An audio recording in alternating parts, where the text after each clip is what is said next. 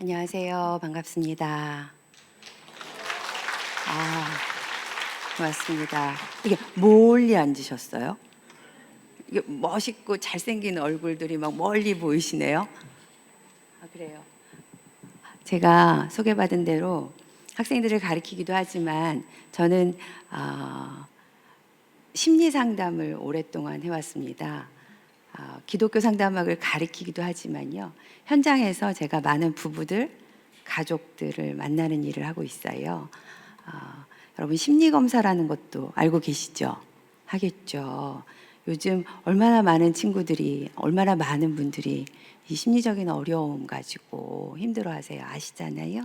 우울, 불안, 공황 장애, 또 불면증. 우리가 이거가 우리들도 그렇고 우리 자녀들, 우리 부모님들 이렇게 참 자유로울 수가 없는 것 같아요. 근데 그럴 때 이렇게 저희가 심리 검사도 하거든요. 그래가지고 이렇게 좀 우울하시다. 반사회 성격이 좀 있으시다. 공격성이 너무 높으신데 이렇게 진단도 합니다. 그래서 제가 여러분들이 오늘 저한테 반응을 안 하시면 제가 어떻게 진단할까요? 와, 벌써 눈치채셨어요? 우울하신가? 이렇게 할 것 같아요. 그래요. 저랑 주어진 시간에 저희가 하나님 말씀을 가지고 저한테 그동안 제가 심리 상담을 하면서 또 학생들을 가르치면서 이제 저는 성경을 심리 정서적으로 이렇게 하나를 더 넣어서 읽는 훈련을 하게 하고 있겠죠. 연구도 하고. 왜냐하면 하나님이 주신 마음을 돌보지 않을 때 우리 안에 어떤 일들이 일어나는가, 우리 관계에서 어떤 어려움들이 초래되는가를 제가 여러분들보다 조금 더 알고 있어서 이제 이런 말씀에서 제가 깨달은 진리들을 여러분들하고 쉐어하는 시간을 좀 갖도록 하겠습니다. 여러분 너무 잘하시는 성경 말씀이신데 같이 한번 읽어볼까요? 누가복음 24장 15절 말씀입니다. 시작. 그들이 이야기하며 토론하고 있는데 예수께서 가까이 가서 그들과 함께 걸으셨다. 17절도 예수께서 그들에게 물으셨다. 당신들이 걸으면서 서로 주고받는 이 말들은 무슨 이야기입니까? 그들은 침통한 표정을 지으며 걸음을 멈추었다. 19절도 시작. 예수께서 그들에게 물으셨다. 무슨 일입니까? 그들이 그에게 말하였다. 나사렛 예수에 관한 일입니다. 그는 하나님과 모든 백성 앞에서 행동과 말씀에 힘이 있는 예언자였습니다. 여러분 너무 잘 아는 말씀이시죠? 엠마오로 가는 제자들에게 부활하신 예수님이 딱 나타나셔가지고 함께 30리를 같이 걸어가 주시는 구절이에요. 기억나시나요? 30리면 보통 한 12km 정도 된다 그래요. 그러니까 그 시간을 내내 걸어가는 동안 예수님이 제자들한테 얘기하는 거예요. 제자들한테 가까이 가서 함께 걸으시면서 뭐라 그러죠? 당신들이 서로 주고받는 이 이야기가 무슨 이야기입니까? 그래요. 여러분 예수님이 모르셨을까요? 아셨을 것 같아요. 근데도 뭐하러 물어보셨을까? 어떤 의도가 있으셨길래 심지어 19절에서 한 번 더 무슨 일입니까? 이렇게 물어보실까요? 이게 우리 안에 마음을 또 관계를 돌보는 어떤 팁을 하나 저희가 얻을 수 있을 것 같습니다. 여러분 가족 관계, 또 부부 관계, 또 교회 공동체, 여러분 관계에 대해서 많이 생각하실 텐데 제가 이제 여러분들이 제 남편을 모르니까 제 남편 이렇게 뭐라지? 제가 이렇게 약간 씹는 얘기를 하나? 그러면 저희 남편이 언제까지 그러고 다닐 거냐. 근데 소재로 써도 된다. 이렇게 허락을 저도 받았어요. 저희 남편이 저희 아이가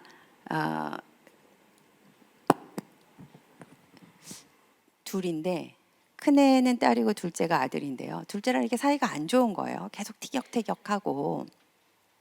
근데 중고등학교 때 어찌어찌 이렇게 보냈는데 이제 대학 가더니 좀 많이 좀 싸웠어요. 그리고 애가 학교 근처로 월세를 얻어서 나가겠다. 300만 원만 해줘라. 300만 원 나 없다. 이렇게 막 싸우는. 근데 아빠랑 갈등이 많아가지고 어쨌든 기숙사로 막 가고 이런 여정이 있었거든요. 근데 아이가 여러분 사춘기 자녀 키우시는 분들이 있으시죠? 그렇죠? 사춘기 자녀들의 몫은 부모에게 좀 반항을 해봐야 돼요. 우리 애는 사춘기 안 해봤어요 이러시잖아요. 그러면 거꾸로 부모인 우리가 성장할 기회가 별로 없었어요. 이런 얘기랑 마찬가지입니다. 자녀들은 청소년기 때는 이렇게 자기들이 커졌다 작아졌다 하는 거를 심리정서적으로 하는 거거든요. 그래서 학자들은 이게 뭐 정체성 확립의 시기다, 질풍노도의 시기다 그러잖아요. 그러니까 청소년 자녀들은 지가 이렇게 커진 줄 알아. 지가 그렇게 커져 있잖아요. 그럼 부모는 똑같이 있는데 부모를 작게 봐요. 그래서 애들이 뭐 하죠? 이렇게 내가 커져 있으니까 부모를 찌질하게 보고 무시하고 엄마가 뭘 알아? 아빠가 뭐라고 얘기하면 됐어요. 이렇게 하는 일들을 아이들이 하죠. 그럴 때 주여 사탄아 물러가라 이럴 일이 아니라 심리정서적으로 지금 커졌다 작아졌다를 하는가 보다. 이렇게 하시면 돼요. 근데 힘들죠. 그러니까 여러분들이 신앙생활 열심히 하게 되잖아요. 그래서 사춘기 자녀들이 부모를 이렇게 성장시키는 아무튼 그런 일을 하는데 저희 남편하고 아들도 막 그랬어요. 티격태격. 근데 저희 남편이 아이가 하는 행동을 이해할 수 없고 이제 심지어 용서할 수도 없다. 이럴 때 참 괴로웠어요. 근데 저도 어디 카페에 앉아가지고 제가 가족 상담하면 그런 거 하거든요. 이렇게 가족들 4명이 모이면 한 사람이 막 얘기하려고 그러잖아요. 이렇게 볼펜 같은 거 요거 들고 있는 사람만 얘기하는 순서라고 이렇게 시키고 그러거든요. 저도 우리 가족들도 그렇게 해봤어요. 근데 잘 안 되죠. 제가 엄마이자 아내니까. 저도 참 공고한 시간을 보냈어요. 둘이 갈등하고 그런 시절을 보내다가 제가 저희 남편한테 한번 내가 아내가 아니라 전문가로서 얘기하고 싶은데 가족은 사회적 관계가 아니다. 가족은 정서적 관계다. 정서적 관계는 여러분 사회적 관계하고 다르게 옳고 그름이 중요하지 않다. 잘했냐 잘못했냐가 중요하지 않다. 이런 얘기를 했었어요. 근데 저희 남편이 그거 한참 고민을 오랫동안 하는 것 같더라고요. 근데 저희 남편 되게 훌륭하죠. 제 얘기를 받아들였어요. 자기가 충격이었대요. 가족이 사회적 관계가 아니라는 게. 옳고 그른 게 중요한 가치가 아니라는 게 충격이었다. 그러면서 아들한테 되게 힘겹게 가서 사과하는 일이 있었어요. 근데 여러분 가로 열고 내가 네가 하는 일이 이해되지 않지만 가로 닫고 미안하다. 가로 열고 이놈의 새끼 어디서 버르장머리 없이 가로 닫고 내가 잘못한 것도 있는 것 같다. 여러분 이게 정서적 관계입니다. 1번 제가 여러분들하고 하고 싶은 얘기예요. 가족, 우리 교회 공동체, 부부. 요거는 엠마오로 가는 제자들한테 예수님이 나타나신 것처럼 뻔히 알고 있는데도 물어봐 주시는 거예요. 무슨 일이야? 여러분 19절에 보면 심지어 보실래요? 19절에 보면 제자들이 19절 말고 이게 제가 누가복음 24장 여러분 잘 보이세요? 잘 안 보이시죠? 나중에 성경 한번 보세요. 여러분 여기 18절에 보면요. 심지어 어떤 제자가 글로벌한 제자인데 예수님을 약간 책망하듯이 얘기해요. 당신 예루살렘에 머물러 있었으면서 이 며칠 동안에 거기서 일어난 일을 당신 혼자만 모른단 말입니까? 이렇게 아주 시니컬하게 약간 무시하듯이 예수님한테 얘기해요. 예수님 반응이 여러분 저 같으면 속이 터져갖고 어이구 이놈아 내가 그 사람이야 라든지 너 어디서 네가 잘 알지도 못하면서 오히려 잘난 척이야 이렇게 했을 것 같죠? 그런데 예수님이 그들에게 다시 물어봅니다. 무슨 일입니까? 그러니까 그 사람들이 신나가지고요. 나사렛 예수에 관련된 일입니다. 그러면서 24절까지 예수에 대해서 그분은 힘 있는 분이셨고 그분은 어떤 분이고 막 얘기를 하게 돼요. 그리고 나서 예수님이 설명을 해줍니다. 그리고 30절에 보면 그들과 함께 음식도 드세요. 31절 그제서야 눈이 열려서. 여러분 누가복음 24장 이 장면은 13절부터 시작해요. 마침 그날에. 그런데 제자들의 눈이 열려진 건 언제죠? 31절. 그제서야 그들의 눈이 열려서 예수를 알아보았다 이래요. 예수님이 우리한테 이렇게 해주시는 거예요. 뻔히 알고 있고 뻔히 답이 있는 상황에서도 계속 물어보시는 거예요. 너 무슨 일이야? 네 마음이 어떤 거야? 네 안에서 어떤 생각들이 흘러가는 거야? 너한테 무슨 상황이 펼쳐지고 있는 거야? 라고 저희한테 물어봐 주시는 게 우리를 정서적으로 만나 주시기 때문이죠. 예수님과 우리의 관계가 사회적 관계가 아니잖아요. 여러분 가족들과도 사회적 관계를 맺고 있는 성향들이 있어요. 저는 이게 사단의 전략이라고 하는데, 그래서 정서적 관계가 어떤 특징이 있는가? 1번 제가 얘기해 볼게요. 1번 옳고 그름이 먼저가 아니다. 옳고 그름이 먼저가 아니고 그럼 뭐가 더 우선되는 가치일까? 친밀함이 우선되는 가치입니다. 잘했어? 너 그게 맞아? 너 지난번에 한다 그랬는데 왜 여지껏 안 했어? 너 공부 열심히 한다 그랬잖아. 이렇게 시시비비를 가리죠. 제가 외도 상담도 하거든요. 부부 상담하면 부부 외도. 여러분 외도는 안 좋은 겁니다. 지금 하고 계시는 분들은 얼른 끊으세요.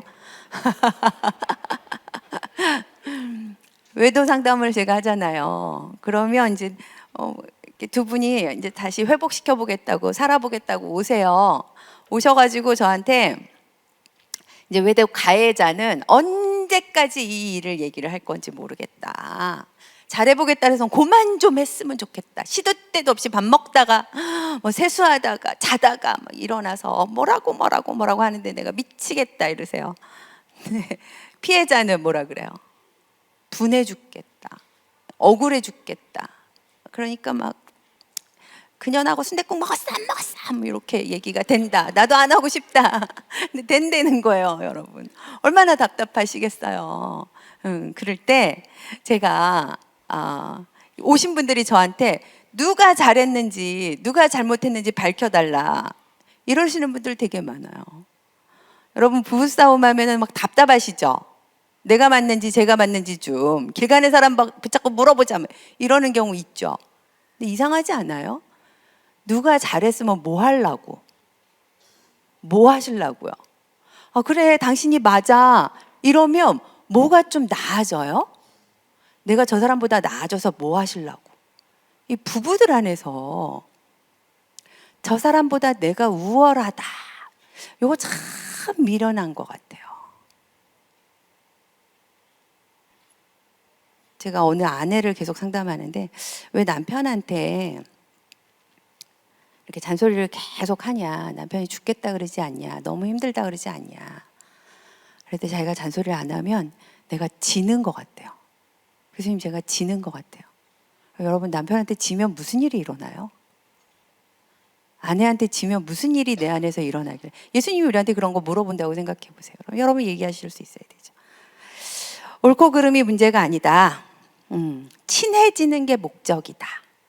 근데 친해질 때 장애물이 있으면 옳고 그름이 이럴 수 있죠. 아까 제가 외도한 그 부부를 예를 들었는데 이제 궁금하시죠? 그런 분들은 어떻게 상담하실지 제가 요거를 설명을 드려야지 여러분들이 다음 얘기가 좀 따라오죠. 저분이 그때 그 얘기 하다 말고 딴 얘기 해가지고 불편하신 분들 있잖아요. 제가 솔루션을 드리는 게 가해자는 일정 시간 뭔가 대가를 치를 필요가 있겠다. 그래서 두 분이 합의를 보셔라. 일주일에 몇 번 또는 몇 시간 정도는 내가 잘못했다. 내가 당신 마음에 굉장히 큰 상처를 줬다. 내가 해서는 안 될 일을 했다. 미안하다. 이런 태도로 있으실 수 있겠냐. 그리고 이제 피해 입으신 분은 당신은 일주일에 몇 분 정도 내가 막 해대면 좀 속 시원하겠냐. 이렇게 합의를 보게 해요. 두 분이. 그래갖고 제가 정하는 건 아니고 화요일 목요일 9시부터 9시 반 어떠세요? 이 두 분이 합의를 해요. 그러면 9시 될 때까지 기다리셨다가 당신이 나한테 뭐 이럴 수 있죠.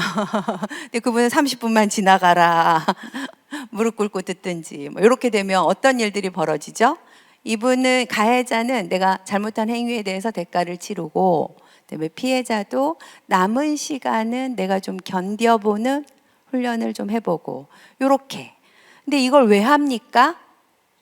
두 분이 친해지도록 돕기 위해서 그래요. 하나님이 다윗한테 다윗 이놈의 새끼 너 하지 말라는데 그거 했지? 1번, 2번, 3번 중에 뭐 할래? 이러시죠. 이런 게 나와요, 성경에. 근데 다윗이 3번이요 이래가지고 그 벌을 받잖아요. 근데 제가 왜 이렇게 다윗한테 벌을 주셨을까?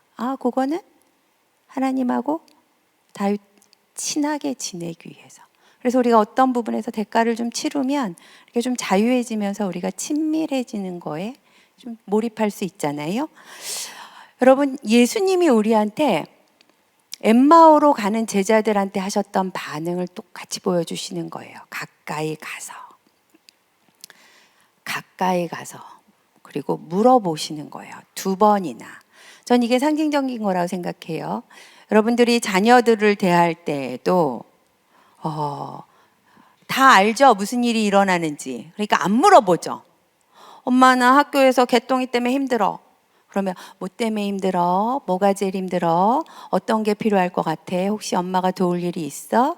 그건 어려울 것 같은데 엄마가 어떻게 기도하면 좋을까? 이걸 아빠한테 알리는 게 좋을까? 우리가 이렇게 물어보는 게 잘 안 되죠. 왜 안 될까요? 우리한테 물어본 사람이 없어서 그래요. 이게 언어거든요. 우리도 어렸을 때 엄마 아버지가 사시는 게 바빠갖고 저희한테 안 물어봐 주셔갖고 우리도 자녀들한테 이렇게 물어보기가 어려워요. 그리고 심지어 뻔히 알아. 엄마 나 개똥이랑 싸웠어. 그러면 네가 사회성이 떨어지니까 그렇지. 네가 걔한테 친절하게 먼저 대해야지. 하나님이 얘기하셨잖아. 사랑하시라고. 여러분 답이 너무 뻔히 있을 때 안 물어보게 돼요. 근데 예수님은 답이 너무나 뻔하게 있어서 심지어 본인이 당사자예요. 근데 물어보셨어요. 2번이나. 여러분 물어보면 상대방 안에 어떤 일이 일어납니까? 제자들이 자신들이 경험한 거를 얘기하게 돼요. 성경에는 이렇게 나오지만 제 생각에는 아니 당신 그거 몰라요? 거기서 큰일이 일어났잖아요. 이러면서 막 얘기할 것 같아요.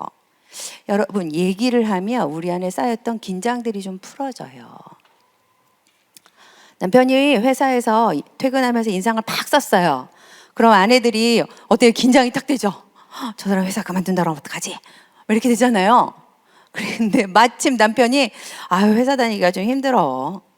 김 부장도 그만뒀대. 이렇게 하면 철렁해요. 못 물어봐. 당신도 그런 생각이야? 당신 마음은 어떤데? 회사 분위기가 어떻길래? 당신은 어떤 생각들을 하고 있어? 이렇게 못 물어보잖아요.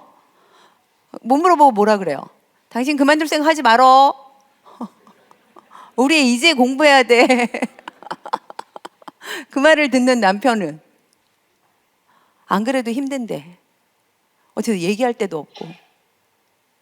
그렇죠. 우리는 얘기하면서 긴장이 풀어지는 사람들이에요. 이건 제 얘기가 아니고 프로이드가 하는 얘기입니다. 물론 기독교적으로 제가 프로이드에 동의하지 않는 영역들이 참 많지만 우리 안에 긴장이 쌓이면 이게 응축돼서 이렇게 여러분 긴장이 이렇게 응축되면 어디 가서 뻥 터지죠. 뻥 터져요. 여러분 화를 조금씩 이렇게 참잖아요. 그럼 이렇게 응집이 돼서 어디 가서 뻥 터지죠.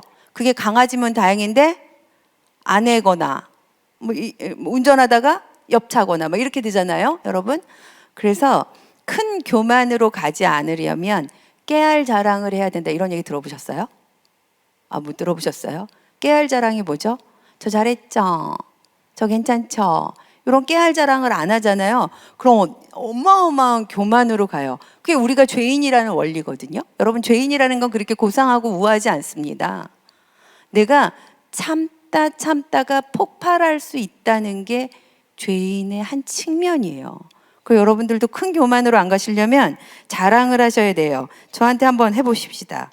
오후에 이 주일 오후에 황금 같은 시간에 예배하러 오신 여러분들 어때요? 괜찮죠? 그러면 저한테 저 괜찮죠? 해보실래요? 시작. 잘하셨어요. 이렇게 하시잖아요. 그럼 큰 교만으로 안 갑니다. 내가 하는 열심을 알아줬으면 좋겠다. 근데 안 알아준다. 이렇게 하면은 막 어마어마한 큰 교만으로 가요. 누가 내가 한 일을 인정을 안 해주잖아요. 그러면 우리 중에 이제 지쳐가지고 난 사람의 인정이 필요 없어. 하나님만 알아주시면 돼. 이렇게 가요. 그런데 그래도 어느 순간 뻥 터질 수밖에 없는 게 우리가 죄인이라서 그래요. 그래서 여러분, 우리가 죄인이라는 걸 인정하신다면 할 수 없어요. 할 수 없어. 깨알 자랑 조금씩 하셔야 돼요. 은근히 자랑하는 거 되게 힘들어요. 옆에 사람들이 막 짐작해야 돼. 무슨 얘기 하려고 그러지? 지 잘났다고 얘기하려고 그러나? 막 이렇게 되잖아요. 근데 지금 어느 맥락에서 말씀을 드리냐면, 언어화시키는 거는 우리 긴장을 상당히 많이 풀어낸다 그래요. 근데 예수님이 제자들에게 그 긴장을 풀어주고 계십니다.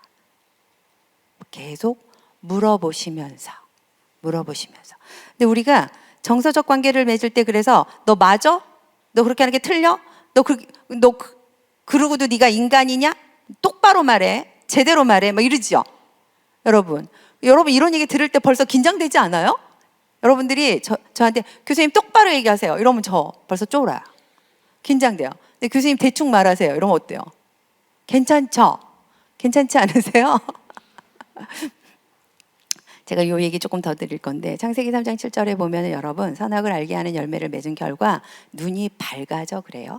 눈이 밝아져 갖고 어떻게 되죠? 무화과 나무 잎으로 치마를 엮어서 가렸다. 엮어서가 노력해서 가렸다. 커버링하게 된다는 얘기입니다. 여러분, 커버링한다는 얘기는 우리가 어쩔 수 없이 나의 부끄러운 거, 나의 수치스러운 걸 드러내기 싫어서 가리는 행동을 할 수밖에 없다. 네, 가리잖아요. 다시 말해서 내가 부끄럽고 창피하게 여기는 것들이 드러날까 봐 가리는데 긴장이 어마어마하게 되거든요. 현대사회가, 제가 여기 오기 전에 목사님하고 잠깐 말씀을 나눴는데, 현대사회가 이렇게 심리정서적인 질병이 많은 이유, 우리가 가리는 게 너무 일상화돼서 그래요. 날걸로 보여주는 게 어려워졌어요. 여러분, 이렇게 아파트가 들어서기 전에 우리가 뭐 농사 짓고 아니면 골목골목에 살 때는 저 집이나 우리 집이나 집구석이 별반 다르지 않았어요. 저 집구석에서도 담벼락 낮으니까 아버지가 술 먹고 들어가고 깽판 치고 뭐 엄마 때리고 개패듯이 패면서 뭐 어쩌고 저쩌고, 그럼 애들 도망 다니고, 우리 집만 그러는 게 아니고 저 집도 그런다. 담벼락에서 다 이렇게 담벼락이 낮으니까 소리가 들려오잖아요. 그러니까 내가 우리 집이 이 모양 이 꼴이지, 이놈의 집구석, 이러는 거에 대한 수치가 좀 적었어요. 우리 집구석 생각하면 창피하고 쪽팔리긴 하지만, 보아하니 뭐 저 집도 별반 안 다르네? 이런 것들이 있었단 말이에요. 그리고 그 당시엔 또 교회 오면 우리가 너무 빠삭하게 알아. 교회 공동체 오면 저 집 아버지 어떻고, 저 집 어머니, 저 집 형 문제 있고, 이러는 걸 우리가 쉐어하는 게 그렇게 어렵지 않았어요.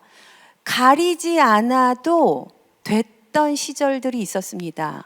그때는 심리정서적인 질병이 이렇게까지 심하지 않았어요. 근데 아파트에 살면서 우리 집만 그러는 것 같아요. 근데 더 심각한 건 요즘 젊은 청소년들이에요.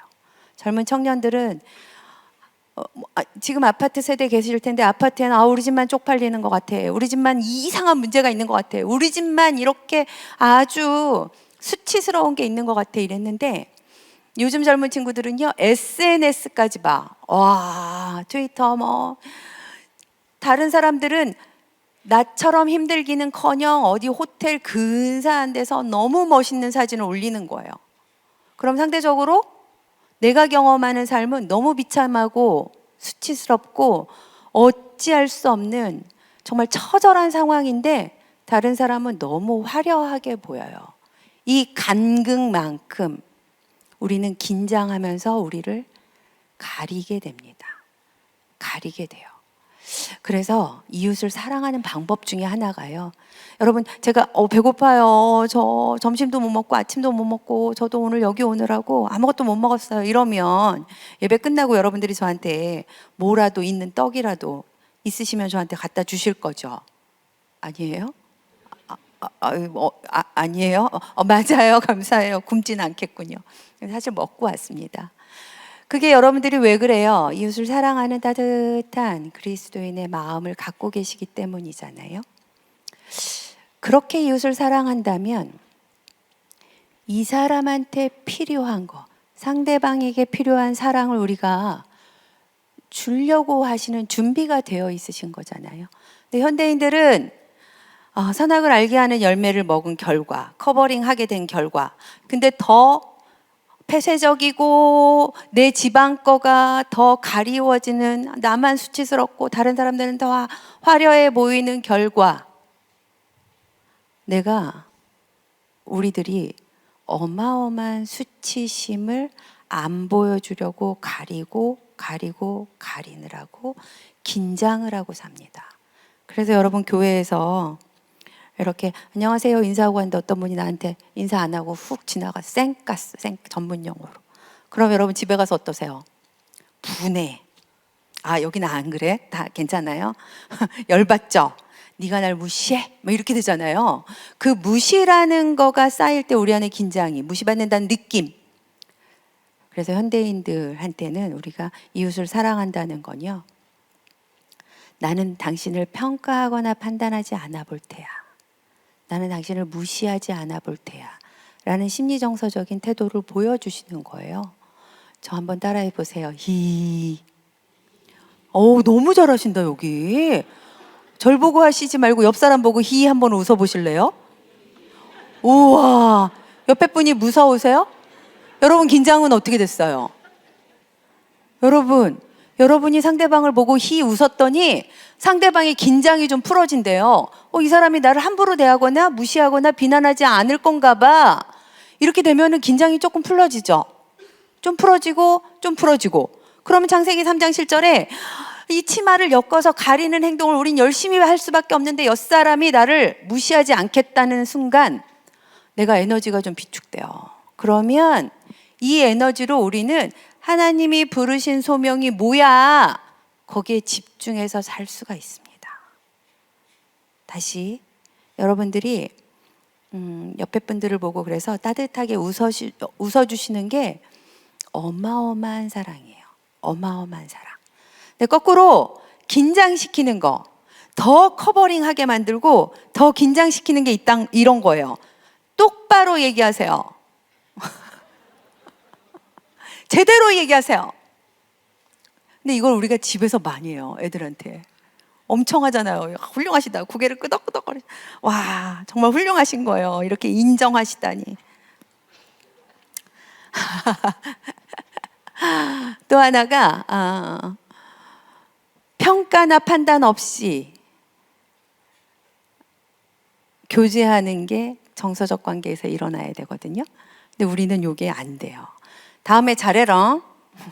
너 그러고도 인간이냐? 너 옆집에는 어떻게 한대더라? 나 정말 할 말 많은데 내가 꼭 참고 있다. 이렇게, 이게 여러분 가족 관계에서 일어나죠. 되게 이상하지 않아요? 정서적 관계인데. 정서적 관계에서 우리가 긴장하면 참 답이 없어요. 웃자면 좋아요. 네. 두 번째는 유능함이 우선되지 않는다. 엠마오로 가는 제자들하고 예수님이 같이 걸어가 주신 주제에서 유능함이 우선되지 않는 정서적 관계를 저희가 보게 됩니다. 여러분 가족 관계에서 회사 사회적 관계에서는 유능함이 필요하죠.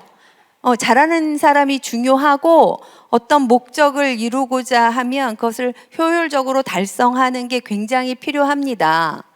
그런데 정서적 관계는 그렇지 않아요. 정서적 관계는 10달란트 받은 사람이 10개 일하고 1달란트 받은 사람이 1개 있고 일하고 또 심지어 일 안 하고 있기만 해도 존재적으로만 있어도 귀하고 같이 있고 이럴 수 있어야 돼요. 얼마나 많은 분들이 내가 유능하지 못해서 괴로워하세요. 회사에서 사회적 관계에서 그러시는 거 뭐 이해됩니다. 그런데 가정 안에서도 내가 쓸모없는 사람같이 느껴지는 거예요. 저한테 어떤 17살 먹은 친구가 저랑 오랫동안 상담을 하고 있는데 뭐가 이렇게 괴롭니? 뭐가 이렇게 자꾸 너를 자살을 시도하게 만드는 거야? 제가 이 친구한테 얘기하면 이 친구가 제가 쓸모없잖아요. 엄마랑 아빠가 저 때문에 너무 힘들잖아요. 제가 사라지면 우리 가족은 행복할 것 같아요. 이럽니다. 너무 가슴 아프죠? 근데 엄마 아빠를 불렀어요. 이 친구가 어떠세요? 그러면 귀하죠. 필요하죠. 있어야 되죠. 이렇게 얘기를 해도 이 친구는 엄마 아빠는 제가 없어야지 행복할 것 같아요. 그래요. 참 많이 우울하죠. 근데 제가 이 집 부모님들한테 뭘 부탁드렸어요. 뭘 부탁드렸냐면 이 친구가 이렇게 기운 없고 계속 이렇게 자살 시도하면 병원에 입원했다가 이렇게 퇴원했다가 또 상담 다니다가 뭐 약 먹다가 뭐 이렇게 하는데 이 친구한테 우리한테 네가 얼마나 필요한 사람인지 좀 알려줘라.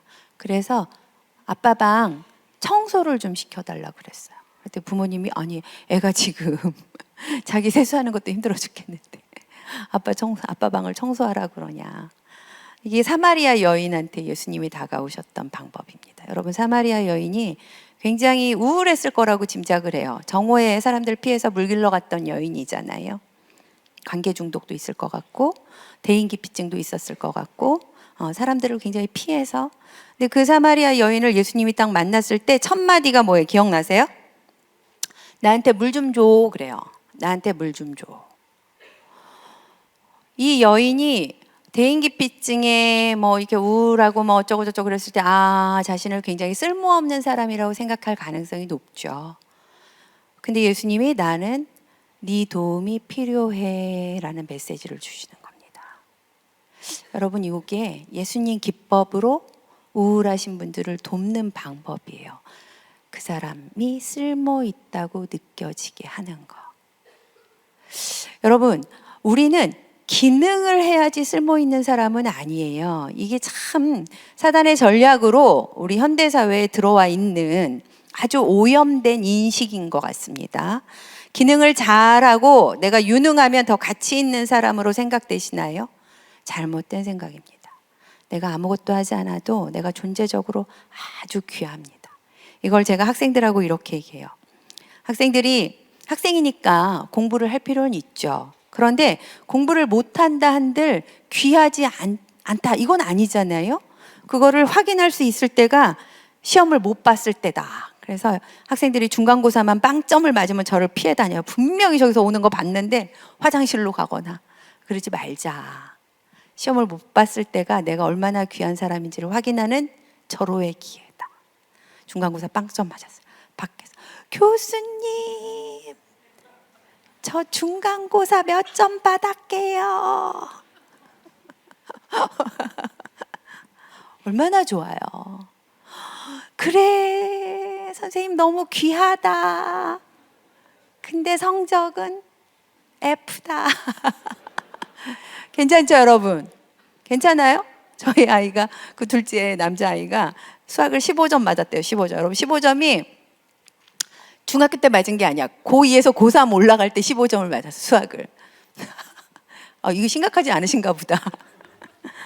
근데 큰애랑 이제 셋이서 엘리베이터를 타는데 큰애가 물어봤어. 너 요즘 수학 잘 되냐? 그래서 아니야 나 이번에 15점이야. 근데 저는 작게 얘기해. 사람들이 있으니까 야 내려서 얘기하자. 너무 창피한 거예요. 근데 큰애가 15점? 이과예요. 그러면 지금 11월이니까 2월까지 50점으로 올려볼 수 있어? 이러는 거예요. 저는 수학 50점 아무튼 작게 얘기해 제발. 야 사람들 내리면 우리끼리 얘기하면 안 될까? 막 이러는데 애가 50점? 그거 해볼 수 있을 것 같은데? 뭐 70점 80점은 어려울 것 같지만 15에서 50점 올리는 거 좀 해볼 수 있을 것 같다. 이러더라고요. 저는 그때 얼마나 이과인데 15점 그래 우리 아들이 귀하지. 제가 아들한테 야 너 수학 15점이 말이 되니? 정말 대단하다. 그러나 넌 참 인간으로서 아들로서 하나님의 자녀로서 귀하다. 밥 먹어. 뭐 먹고 싶어? 여러분 요거가 확인될 때 아이들이 기능을 잘해야지 귀한 사람이다라고 가치 조건화가 안 돼요. 내가 15점을 맞았더니 엄마가 금식하면서 어디 기도원 들어갔어요. 그러면 내가 쓸모없는 인간이 되는 거죠. 우리 엄마한테 내가 정말 그러면 있잖아, 이 친구가 대학 실패하고 모두 되고 이러잖아요. 내가 쓸모없는 사람인가 라고 생각을 할 수 있어요. 이게 사단의 전략입니다. 우리도 마찬가지예요. 가족관계 안에서도 성공이나 성취가 목적이 아니고 친밀함이 목적이기 때문에 뭘 기능을 잘하냐? 좋죠, 기능을 잘하면. 그런데 기능을 못한다 한들, 그러잖아요. 좀 유능하지 않다 한들 귀하지 않은 건 아니다. 그래서 제가 자녀들 이렇게 얘기하면, 아니 교수님, 애가 잘못하는 걸 보고도 애가 막 거짓말하고 물건 훔치고 막 남들 때리고 오고 이러는데 그걸 지켜보고만 있냐? 그때는 따끔하게 야단을 치는 게 맞죠. 근데 관계를 깨가면서 너 밖에서 애들 때린다고 우리 집 자식 아니야, 너 나가, 이렇게 하지 마시라고. 애들을 밖에 나가서 때려도 우리 집 자식이에요. 네. 그게 잘못된 행동이지만 그래도 관계가 깨질 필요는 없는 거예요. 예수님이 엠마오 제자들이 내가 누군지 모르고 있었을지라도 이놈의 새끼들, 내가 그렇게 오랫동안 있었는데 아직도 내가 너네 제자 끝, 이렇게 하신 게 아니잖아요. 관계를 유지하면서 문제를. 그래서 밥은 주고 혼내세요. 밥은 주고. 그리고 집 밖으로 내쫓지 않고 집 안에서 혼내세요. 근데 이제 엄마들이 힘들어. 아빠들도 힘들어요. 애들 이렇게 막 계속 게임하는 거 보고 힘들잖아요. 그러면 이놈의 새끼, 너 그거 잘못된 거야, 이렇게 중저음으로 딱 얘기하고, 그 다음에 엄마가 잠깐 산책 다니기, 교회 와서 기도하기. 이게 관계, 최소한의 연결감을 가지면서 정서적 관계를 돌보는 방법입니다. 세 번째는, 정서적 관계의 목적은 옳으냐 그르냐, 유능하냐 유능하지 않냐 보다 친밀함이 우선되는 관계다라고 제가 여러분하고 말씀드리잖아요. 여러분 옆에 사람 보고 친한 것 같으세요? 어떠세요? 모르겠어요. 옆에 배우자라고 추정되는 분이 있을 때 좀 친한 것 같으세요? 어떠세요? 하나님이 우리를 창조하신 목적도 마찬가지로 여러분들이 막 일을 잘해서 하나님 나라를 막 확장해갖고 막 전도하고, 이거보다 우선되는, 그것도 중요하지만 더 우선되는 가치는 하나님이 우리랑 친하게 지내시는 거잖아요. 근데 내가 뭔가 찝찝해, 뭔가 잘못한 것 같아. 그럼 하나님 앞에 나오기 좀 힘들잖아요. 하나님이 그래도, 야, 그럼에도 불구하고 네가 내 앞에 나올 때 우리가 진짜 친하지, 그러잖아요. 저도 다윗이, 하나님, 상식적으로 우리가 살면서 다윗처럼 그렇게 죄를 짓기는 어려울 것 같은데 어마어마한 죄를 졌는데 왜 다윗을 하나님이 친하다 그러시지? 성경을 잘 보니까 다윗은 자기 비난의 구덩이에 파고들어서 죄책감, 자책감에 엉덩이를 파고 앉아가지고 나는 끝났어, 나는 망했어, 나는 개쓰레기야, 이러지 않았더라고요. 자기가 이렇게 잘못을 했을지라도 늘 하나님 앞에 이렇게 나가더라고요. 나 한심해, 난 있다고야, 나는 뭐 끝났어, 뭐 이러지 않고 하나님 앞에 늘 나가는. 근데 우리가 하나님과의 관계뿐만 아니라 하나님께서 허락하신 이 정서적 관계, 배우자, 자녀들, 또 교회 안에서, 요 관계들 안에서 친밀감을 방해하는 요인들이 있어요. 네. 여러분, 잘난 척하는 사람하고 친하기 좀 그렇죠? 괜찮으세요? 계속 잘난 척만 해. 나 뭐 럭셔리하고 이런 사람하고 좀 친하는 거 괜찮으세요? 그렇지, 우리 속으로 별로죠? 친하기 좀 어렵죠? 근데 나 사실 요런 게 좀 연약해. 나 사실 요런 게 잘 안 돼서 두려워. 이럴 땐 어떠세요? 괜찮으세요?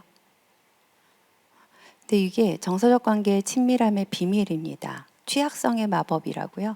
우리가 연약함을 드러내는 사람하고는 친해지기가 참 쉬워요. 근데 잘난 척하고 센 척하는 사람, 강한 척하는 사람, 그럼 우리가 존경하거나 뭐 어쩌고저쩌고 그럴 수 있는데 친밀한 거에는 좀 방해가 되죠. 그래서 약함을 드러낼 때 친해진다 라는 비밀이 있어요. 제가 여기다가 이렇게 적어놨으니까 한번 요것만 후루룩 봅시다. 친밀감을 방해하는 요인 중에 흥정의식이 있어요. 흥정의식. 가족들하고도 야, 내가 이 정도 했으니까 네가 이 정도 해야 되지 않아? 부부들이 그래요. 내가 오늘 설거지 했으니까 네가 내일 설거지 해야 되지 않아? 이게 흥정의식이에요. 내가 어머니 모시느라고 이렇게 했으니까 당신 나한테 이 정도 해야 되지 않아? 근데 이상해요. 이건 사회적 관계죠. 정서적 관계에서는 내가 이만큼 했으니까 조금 더 할까? 요런 거. 그죠? 공로의식이에요. 공로의식. 우와, 내가 살아오면서 여기 응암동 막 이렇게 내가 막 이거 깨알 자랑하고 좀 잘나요. 내가 이런저런 수고를 했다. 막 내 공로 뿜뿜 이런 분들하고 친해지기가 조금 어려워요. 그 다음에 우리 안에 참 많은 생각인데 당위적 사고예요. 부모는 이래야 한다. 학교는 이래야 되지 않아요? 아니, 학생은 이래야 되지 않아요? 아니, 애가 교수님이 이래야 되잖아요. 뭐 이러는 경우가 있어요. 제가 만나는 제 내담자들은 여러분 실존하는 인물들은 아니고 제가 만나는 가족이 한 집이 있는데 엄마 아빠가 둘 다 교사세요. 근데 이 교사 부부가 아이한테 너무 힘들어하는 게 아이가 학교를 안 가는 거예요. 두 분이 오셔가지고 교수님, 애가 중학교 2학년이면 학교는 가야 되잖아. 학교는 제가 공부를 하라 그럽니까? 뭐를 하라? 학교만 가라 그러는 거잖아요. 근데 얘는 공부도 하고 싶고 뭐도 하고 싶은데 학교만 가기 싫어요. 왜 그럴까요? 부모님이 간절히 원하는 거는 간절히 안 하고 싶은 무의식이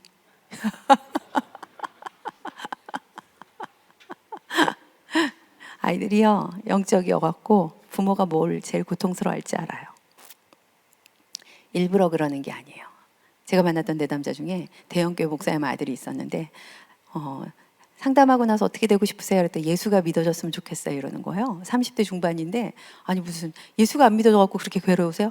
너무 괴롭대요. 예수가 안 믿어져서 너무 괴롭대요. 근데 아버님이 대형교회 목사님이세요. 그러니까 온갖 유명한 신학자들을 막 다 불러가지고 성경 공부도 시키고 외국에도 공부도 시켜보고 근데 예수가 안 믿어져요. 가지고 이제 저한테 와갖고 저랑 상담하다가 뭘 알게 됐냐면 어린 시절에 아버님이 굉장히 객관적으로도 훌륭하고 이 친구도 아버님을 굉장히 존경해요. 이분도. 그런데 4살 때 첫 기억이 농구장 공사를 했대요. 교회에서. 농구장에 왜 초록색 그 콧 뭐 이렇게 탄성 뭐 입히는 거 있잖아요. 근데 공이 쪼로로 들어갔대요. 그래서 4살이 뭘 알겠어요? 만 4살? 이렇게 해갖고 공을 끄집어내. 아버지가 경노하셨어요. 이게 어떤 공사인데 교회에서 얼마나 심혈을 기울였는데 그래서 그때부터 이 아이를 앉혀놓고 나는 하나님이 교회와 자녀를 선택하라 그러면 나는 하나님을 선택할 거다. 교회를 자녀와 교회를 선택하라면 난 교회를 선택할 거다. 이렇게 한 달에 한 번, 1년에 한 번씩 선포를 하셨대요. 그러니까 이 친구가 아버님이 훌륭한 사람이 아니면 원망을 좀 하고 싶은데 아버님이 객관적으로 너무 훌륭하신 분이세요. 그러니까 아버님한테 분노가 있는 거예요. 아버지한테 내가 제일 중요한 사람이 아니었다는 거에 대한 분노. 근데 그 분노가 어떻게 발현된 걸까요? 아버지가 제일 괴로워하는 게 뭘까요? 예수 안 믿는 거죠. 그걸 수동 공격이라 그럽니다. 차라리 대놓고 공격하면 돼요. 여러분들이 가장 원하는 거를 자녀들이 분에 있으면, 자녀들의 의기를 꺾으시면 자녀들은 부모가 가장 싫어하는 것들로 드러납니다. 부모들이 굉장히 열심히 살면서 아이들을 정죄하고 비난하고 한심하게 여겼으면 아이들이 깊은 무기력에 빠져서 부모를 힘들게 할 수도 있고, 물론 이게 다 그런 건 아니에요. 부모만이 원인이 되는 게 아닙니다. 여러 가지 환경적인 요인들이 상호작용한 결과일 텐데, 제가 그 내담자분한테 아버지한테 화를 좀 내보시지 그래요.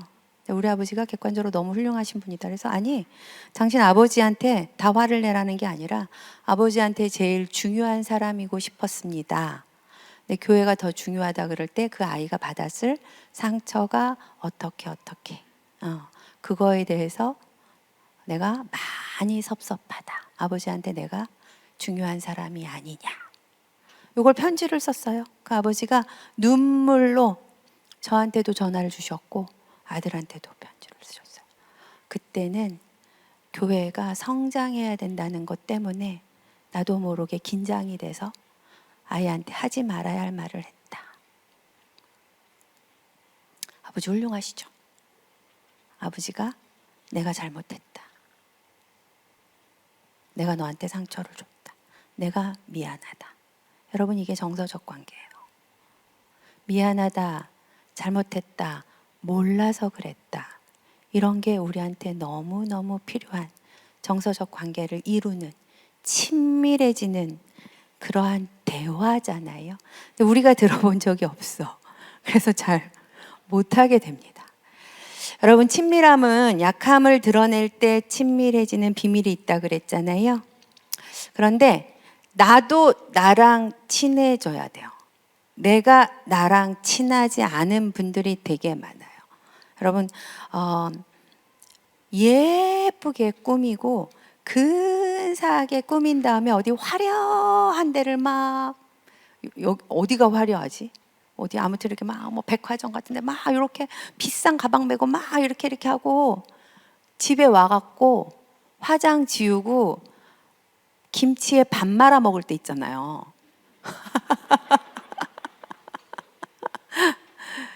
그때 느껴지는 간극이 있죠. 그게 좀 약간 공허하잖아요. 저게 뭐지?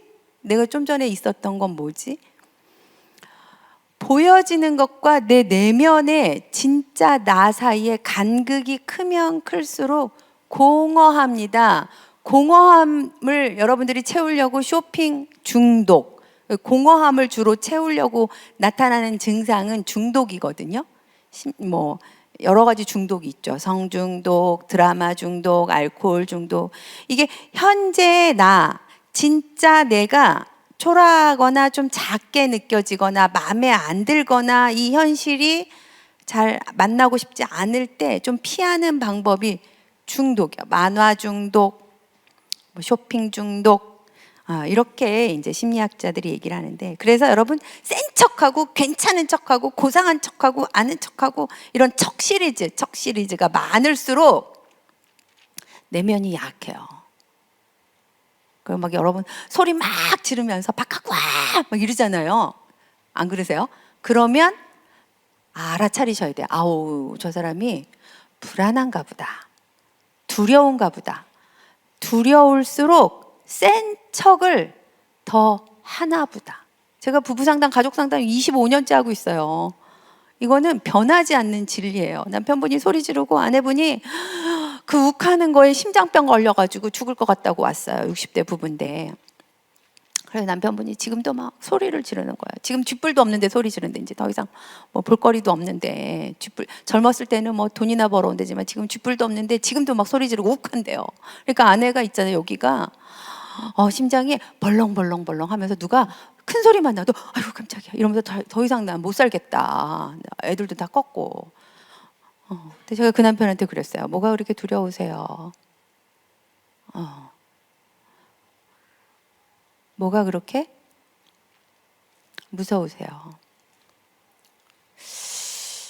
어린 시절을 제가 얘기를 들어보니까 이분이 장남으로 태어났는데 큰 집에 양자로 들여보냈고, 할머니가 이 손주를 손도 못 대게 했대요. 그러니까 큰 마당에 평상에 혼자 앉아있고 다른 애들은 다 논밭에 가서 이러고 자기 혼자 너무 외로운 시절을 보냈던 거예요.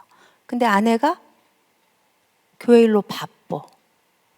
나를 외롭게 혼자 둬요. 그러면 당신 내 옆에 좀 있어. 나 혼자 있는 게 너무 싫어. 이렇게 얘기하면 되잖아요. 이게 취약성의 비밀이죠. 나 혼자 있는 상태가 좀 외로워. 내 옆에 좀 있었으면 좋겠어. 이거를 못해요. 센 척해. 지금 몇 신대 있다고 그러다녀. 그럴 거면 교회 때려쳐! 소리 지르고. 그러면 내가 또 깜짝 놀라. 나이 드셔서도 아내가 결국은 자기를 외롭게 놔둘까봐, 떠날까봐.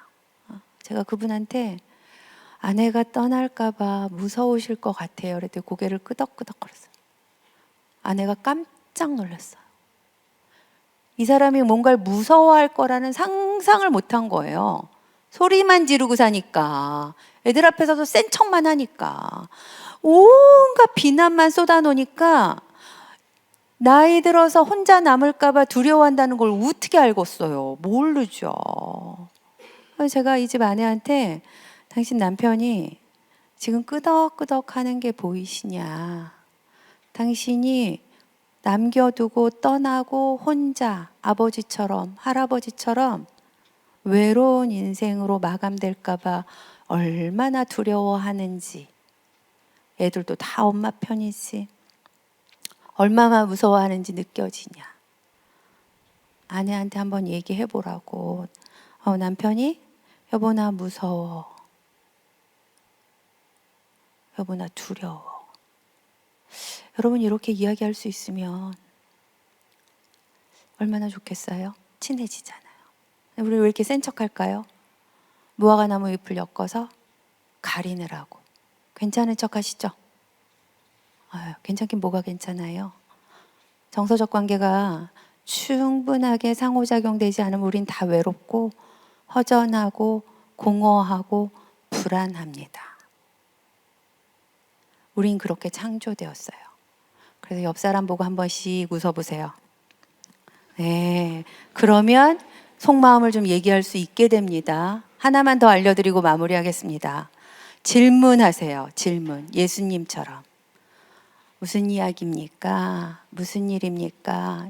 이거를 옆에 사람들한테 물어봐 주시면 그게 정서적 관계를 촉진시키는 상호작용이 될 겁니다. 근데 우리 이렇게 물어봅시다. 오늘 하루 어땠어? 네. 잘하셨어요. 너무 잘하셨어요. 너무 잘하셨어요. 와, 은영교회 최고입니다. 여러분, 오늘 하루 어땠어? 논문 쓸 거 아니잖아요. 그쵸? 우리 취조하는 거 아니잖아요. 오늘 하루 물어봤어. 애한테, 너 오늘 학교 어땠니? 이렇게 물어보는데 애가 얘기하기 싫을 수 있잖아요. 그럼 저놈의 시키, 엄마가 물어보는데 대답을 안 해. 이럴 일이 아니라, 얘기하기 싫은갑다 하고, 오늘 하루 어땠어? 이걸 여러분들이 부드럽게 물어봐 주셨으면 좋겠는데 안 하다 보니까 이게 부드럽게 안 나가요. 그리고 저 면상을 보면 여기서 예배 시간에 듣고 해봐야지 이랬는데 가서 그 면상 보잖아. 그럼 안 나가. 제가 너무 잘 알아요. 그래서 오늘 하루 어땠어? 이렇게 돼요. 분위기가 딱딱해져요. 그래갖고 베이비톡이라고 이 치료적인 효과, 무드를, 여러분 치료는 컨텐츠에서 나오는 게 아니고 분위기에서 나오거든요. 그래서 오늘 하루 어땠어? 이 베이비톡으로 시작. 훌륭하십니다. 이렇게 질문하는 건 대답을 듣기 위해서가 아니에요. 이렇게 질문하는 건 대답을 듣기 위해서가 아닙니다. 예수님도 13절에 시작해서 31절 그제서야 눈이 열렸어요. 예수님도. 그럼 우린 더 오래 기다. 오늘 하루 어땠어? 이 얘기를 꾹 참고 기다리면서 관계 회복을 위해서. 그래요. 이게 정서적 관계의 비밀, 예수님께서 우리에게 알려주시는 말씀으로 저와 여러분이 같이 나누었습니다.